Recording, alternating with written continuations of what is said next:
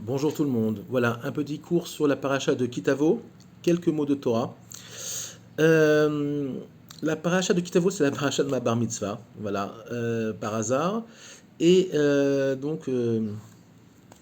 va en parler. C'est une paracha très difficile. On parle beaucoup on va dire, des malheurs que le Ham Israël devra subir s'il n'est pas en connexion avec sa Torah lors de son histoire. Et on va dire la déconnexion que ça va créer avec évidemment le maître du monde. Il faut comprendre d'abord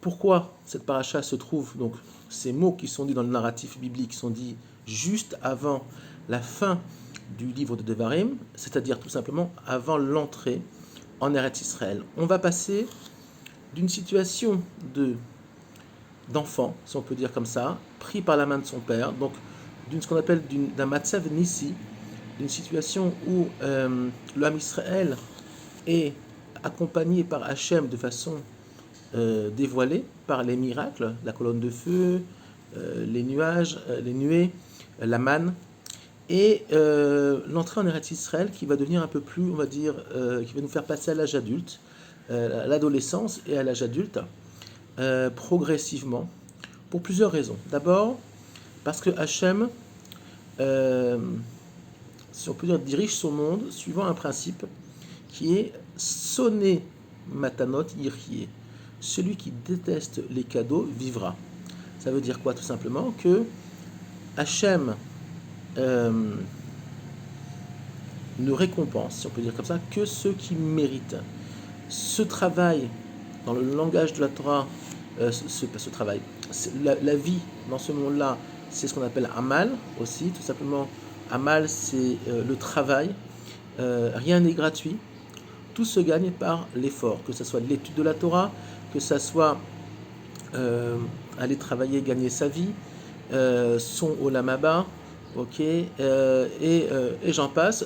Tout passe par l'effort et le travail. La nature de l'homme, c'est le contraire. La nature de l'homme, c'est moins j'en fais, mieux je me porte, évidemment. Mais ce monde a été créé, et tout le monde le sait, puisque tout le monde, la plupart des gens travaillent, et ceux qui ne travaillent pas, il y en a très peu, ont d'autres soucis évidemment, mais ce monde-là se gagne à la sueur de notre front et l'étude de la Torah aussi. Donc tout tourne autour de l'effort et du tikkun, tout simplement, de la réparation. Tikkun, qui sont les mêmes lettres que nituk, à savoir la déconnexion. Si tu n'es pas dans le monde du tikkun, si tu n'es pas dans le monde du travail, du hamal, de la réparation, donc tu es déconnecté de ton maître, à savoir le maître de l'univers. Maintenant, il faut comprendre que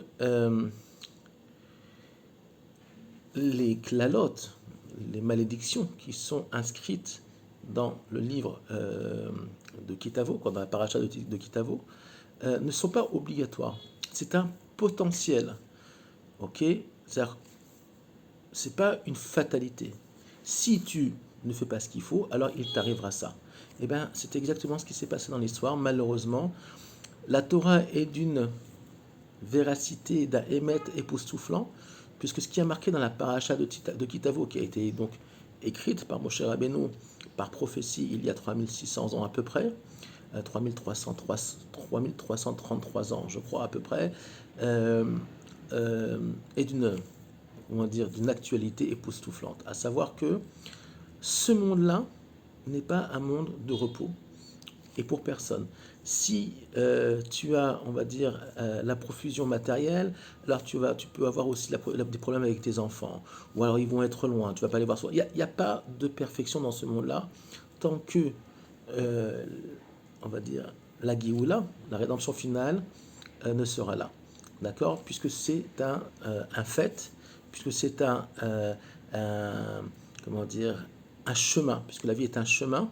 Euh, Tant qu'on n'a pas fini ce chemin-là, et attention, la rédemption finale n'est pas la fin du chemin, c'est une station, d'accord? Ce n'est pas une station finale, c'est une station où on va continuer à faire, mais différemment, avec plus évidemment de paisibilité. On sera plus paisible, on sera plus connecté au maître du monde, plus clairement. On continuera à avancer. Le monde n'est pas un monde statique, jamais. Même après Triatamétim, même après la résurrection des morts, le monde continuera à avancer et à grimper et à se connecter jusqu'au monde de Hatzilut, ok. Et après, il y a, après l'an 10 000, il y a ce qu'on appelle l'Italir de la Itkalelut, à savoir un processus de réintégration, si on peut dire, du monde dans le Créateur lui-même. C'est pas la fin du monde dans le sens chrétien du terme, mais c'est plutôt, on va dire, une réintégration, une fusion de toute la collectivité, de tout le monde de la matière, tous les mondes spirituels aussi, dans sa source première, à savoir le divin. D'ailleurs, il faut savoir, et là je vais vous révéler peut-être une chose que vous ne connaissez pas, peut-être que oui, peut-être que non, il y a déjà eu une expérience de Itkalelut dans l'histoire, à savoir c'est Moshe Rabbeinu. Moshe Rabbeinu, qui est mort physiquement, n'est pas vraiment mort. Il faut comprendre que Moshe Rabbeinu a été, on va dire, réintégré momentanément dans le divin. Comment? Tout simplement, il était arrivé à un tel niveau de compréhension de ce qu'on appelle Chesed Elyon, du Ratson, que de la première volonté du divin, la première émanation en dehors du divin lui-même. Le divin lui-même, on ne sait pas ce que c'est, même Moshe Rabbeinu n'a jamais su ce que c'était, d'accord? Mais la première émanation, la première étincelle en dehors de la source, qui est un niveau spirituel plus qu'élevé, donc, qui pratiquement s'est touché l'infini. À partir du moment où Moshe Rabbeinu a compris ça, il a été happé, si on peut dire, il a été réintégré, il s'est fusionné, il a fusionné avec l'éternel, il a fusionné avec l'éternité. C'est la seule expérience, on va dire, dans l'histoire de l'homme où un individu a pu arriver à ce niveau-là, mais cet exemple-là, au niveau de l'individu, se réalisera au niveau de la collectivité beaucoup plus tard dans l'histoire. Actuellement, ce qui se passe, c'est que, et je sais que ça ne va pas plaire à certains, nous sommes à la fin d'une partie de l'histoire, la fin de l'exil. Le plus grand exil pour un juif, c'est qu'il ne sait pas qu'il est en exil. Il y a beaucoup de gens, des juifs, qui vivent dans le monde entier, même en Israël, il y a plusieurs niveaux d'exil, qui ne sont même pas conscients qu'ils sont en exil. Pour eux, c'est un fait. Je vis à Paris, à Londres ou à New York, ou je ne sais pas, ou à Hong Kong. Oui, il y a des juifs à Hong Kong. Mais je suis bien là-bas. Je fais mon business, j'ai ma petite vie, ma petite voiture, ma petite femme, ou pas, mes enfants, mon golf ou mon tennis, d'accord? Et tout va pour le mieux dans le bien des mondes, dans le meilleur des mondes. Ce monde-là, c'est fini. Ce monde-là va passer à autre chose, on le voit bien. Celui qui ne comprend pas, celui qui ne voit pas qu'on est dans une période de changement très très forte, alors je le plains foncièrement. En Israël, mais pas qu'en Israël, même dans le monde occidental, on voit beaucoup de jeunes aujourd'hui, avec beaucoup de tatouages, beaucoup de piercings, beaucoup de chaos spirituel, de recherche de quelque chose. Alors ces jeunes-là, contrairement à certains imbéciles qui pourraient dire ouais, qu'est-ce que c'est ces gens-là, c'est des fous. Non, non, je vais vous dire une chose, ce sont des très grandes neshamot. Tout simplement, ils sont perdus. Le monde actuel, ils sont dans une période de transition très compliquée, et le monde actuel n'a pas donné de réponse pour le moment. À part le monde de la Torah, mais le monde de la Torah a fait aussi des erreurs dans le sens où il n'a pas forcément assez rapproché, on va dire, les Juifs à la Torah. Les seuls qui l'ont fait vraiment très fort, c'est Chabad, mais il y en a d'autres aussi qui s'y sont mis, mais beaucoup trop tard. Donc on est dans une génération un peu perdue. D'ailleurs, dans le Zohar, on appelle cette génération la génération du Théom, la génération du précipice. Ils sont au bord du précipice, mais dans Hachem, ils n'y tomberont pas. Certains y tombent déjà, mais ils n'y tomberont pas. Tout simplement, ces jeunes-là, on peut les voir avec un œil, pas que ces jeunes, même des gens de 40 ans et de 50 ans, cette génération-là, on peut les comprendre comme des gens violés, des gens abusés, des gens qui n'ont pas trouvé encore. Alors, je ne rentre pas dans les comptes de chacun, ça c'est au maître du monde, évidemment, de le faire. Moi, je ne suis pas grand-chose. Mais c'est très souvent des gens qui n'ont pas été éduqués dans la Torah, qui n'ont pas eu accès du tout à la Torah, même s'il y a beaucoup de Torah sur YouTube, etc. Mais c'est pas aussi simple que ça. Quand on vit dans un encadrement qui est tout le contraire, c'est pas toujours évident de faire tchouva non plus. Voilà, on ne peut pas reprocher à un juif qui vit au milieu du Texas, paumé dans une petite ville, de ne pas devenir un chassid de Chabad ou je ne sais pas quoi. Donc, c'est pas toujours évident. Donc, on n'est pas là pour critiquer, bien au contraire, on essaie là de voir le pourquoi de, on va dire, de la crise, euh, de la crise spirituelle qui se passe actuellement. Cette génération-là est en recherche de quelque chose. Elle ne le sait pas, elle est en recherche de son point zéro, si on peut appeler ça comme ça, de sa connexion à sa neshama. Mais le monde extérieur lui vend autre chose. Lui vend du vent, lui vend des mensonges, plus que du vent. Le vent encore ça va, c'est rien, ça se sent à peine, mais il vend surtout des mensonges. Donc, si on n'a pas les armes pour faire face à ces mensonges-là, si on n'a pas un œil plus critique, alors on tombe. On croit ce que les États nous disent, on croit ce que les publicités nous racontent, on croit ce que la télévision nous raconte, à savoir les news, etc. Et donc on devient dépendant, on devient une génération de moutons. D'ailleurs, il n'y a pas que les jeunes, même des moins jeunes, pour beaucoup, sont dans un exil terrible. Tous ces piercings, tous ces tatouages, tout simplement sont l'expression d'une grande détresse. C'est évident, ceux qui étudient un petit peu la psychologie pourraient le comprendre. C'est un cri de mais qu'est-ce qu'on fait? Où on est? Donc ça va s'exprimer par quelque chose de négatif. Alors certains vont dire mais c'est pas négatif, c'est joli. Bien sûr que si c'est négatif. Le corps d'un être humain, il n'est pas là pour être tatoué, d'accord? Il n'y a rien de moderne dans le tatouage, d'accord? Le tatouage, l'origine du tatouage, elle est tribale, elle est archaïque, elle a des milliers d'années, il n'y a rien de moderne là-dedans, il n'y a rien d'être dans le coup, ok? De se faire tatouer des pieds à la tête, bien au contraire, ce sont des pratiques tribales très anciennes de tribus de la Suède à l'Afrique, ok, en passant par la Papouasie et l'Australie et les Indiens d'Amérique. Il n'y a rien de nouveau dans le tatouage. C'est tout simplement à l'époque, c'était une façon de communiquer, ok, de se positionner socialement par rapport aux autres ou militairement. Je suis chef de, donc je fais un tatouage comme ça. Je suis de la tribu Intel, donc je fais un tatouage comme ça. J'ai tué tant et tant d'ennemis, je me fais tant et tant de tatouages. Donc tout simplement, c'était une forme de communication. Aujourd'hui, c'est une mode, mais c'est une mode destructrice. Il faut savoir que les gens qui commencent à se tatouer en font un, en font deux, en font trois. Et vous voyez, moi je le vois tous les jours à Tel Aviv, des gens qui sont des filles qui sont très jolies, des beaux garçons qui sont tatoués sur le visage, qui sont tatoués sur le corps. Mais pourquoi? Pourquoi?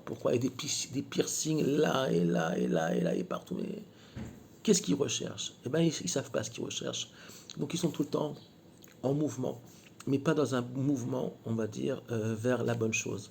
Bezrat Hashem, que Hachem ait pitié du monde et du peuple juif en particulier, après tout ce qu'on a subi et on a enduré, et que la lumière de la rédemption se fasse plus claire, parce que ceux qui sont dans la Torah, ceux qui recherchent, ceux qui étudient, alors on sait très bien où on est actuellement, même si beaucoup tombent en ce moment, je connais beaucoup de gens personnellement qui ont lâché la Torah, qui mettaient les téfilines, qui n'en mettent plus, qui faisaient Shabbat, qui ne le font plus. Pourquoi?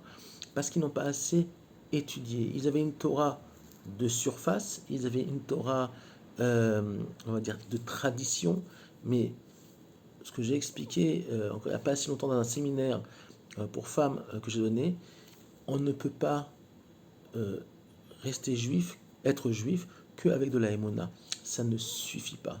Il faut aussi du date. Or, le date, Rabbi Nachman de Breslev nous explique dans le Likutei Halachot, le date ne s'acquiert que par l'étude de la Torah. Et beaucoup de Torah.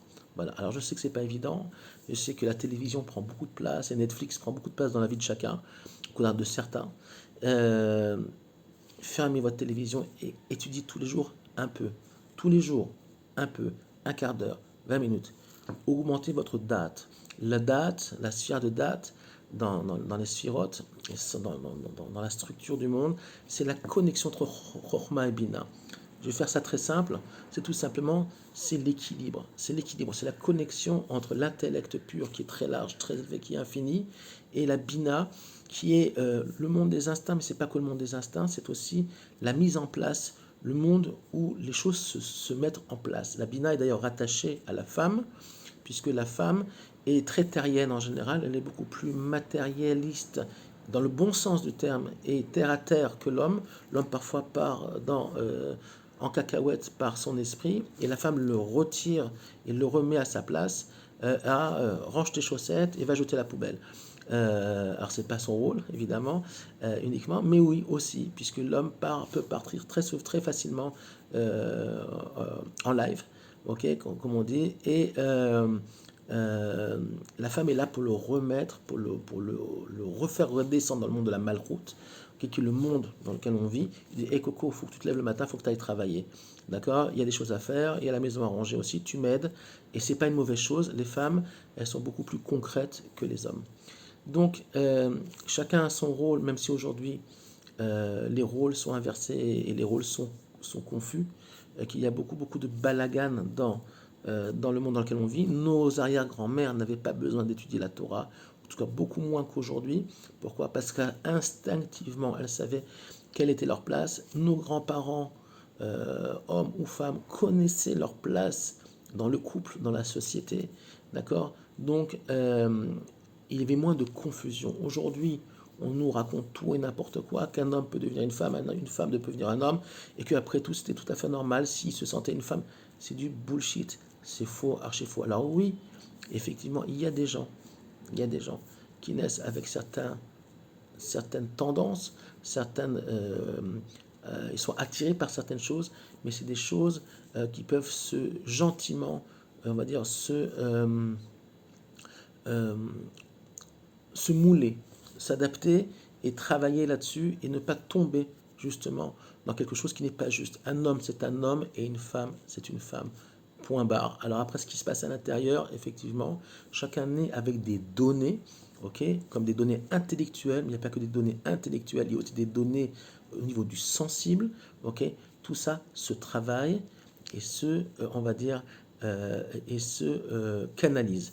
Malheureusement, on est dans une génération où volontairement, on ne veut pas canaliser ces choses-là, et c'est pour ça qu'aujourd'hui, on a ce qu'on a, et qu'aujourd'hui, on donne l'autorisation à un enfant de 13 ans ou 14 ans qui n'a aucune maturité émotionnelle et sexuelle de pouvoir changer de sexe. Et il faut savoir que quand un petit garçon se coupe ce qu'il a en bas, eh ben, c'est pas, on ne peut pas refaire marche arrière. D'accord. Donc on est dans une catastrophe et je pense que cette catastrophe, elle est voulue par certaines forces contraires à la rédemption du monde et la rédemption d'Israël. Voilà. Donc faites attention à vos enfants. Si vous voyez que un enfant ou un autre part dans une direction ou l'autre, il faut le recanaliser de façon positive.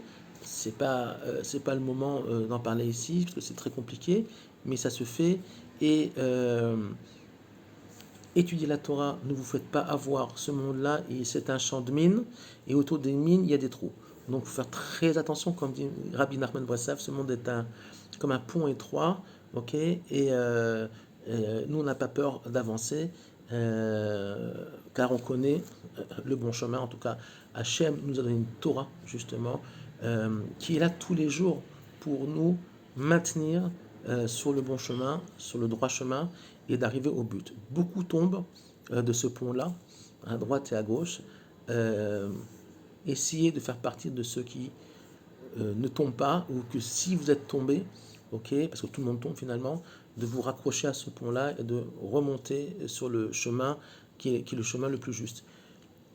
Le monde tel que vous le connaissez va disparaître. Il est en train de disparaître. Déjà, les valeurs sont en train de disparaître.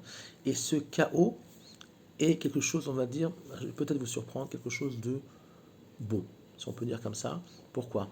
parce que le monde tel qu'on l'a connu, avec ses valeurs fausses, je parle du monde occidental de façon générale, va disparaître. Le monde de l'argent, le monde, on va dire, de la comparaison entre les hommes. On ne peut pas comparer un homme et un autre. Ok, chacun vient dans ce monde-là, comme je l'ai dit tout à l'heure, avec des données.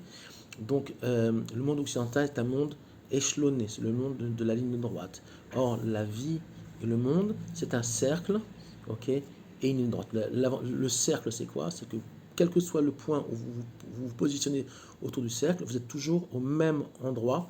Vous êtes à équidistance entre le centre, ok, et le cercle. Peu importe où vous mettez un point.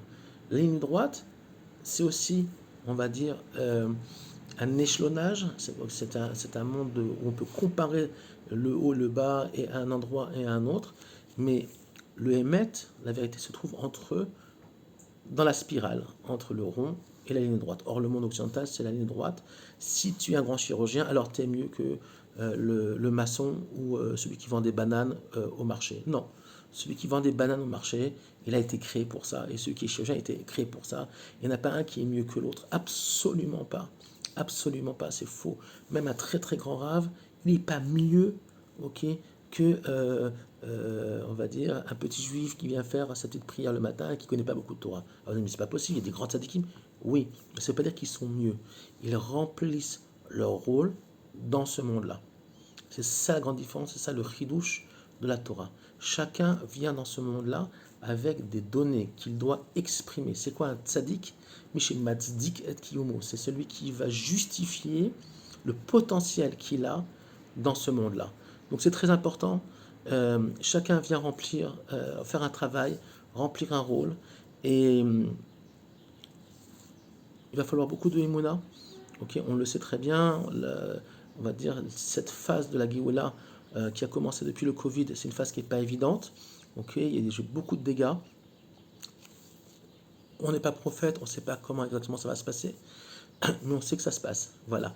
Donc, essayez, pour ceux qui sont encore un peu loin de la Torah, de vous renseigner, d'étudier un peu plus et de comprendre par le biais des maîtres d'Israël quelle période on est en train de vivre, cette période de changement pas évidente. Et ça vous aidera peut-être à mieux la vivre et à être le moins, on va dire, abîmé possible. Je vous souhaite donc une bonne journée.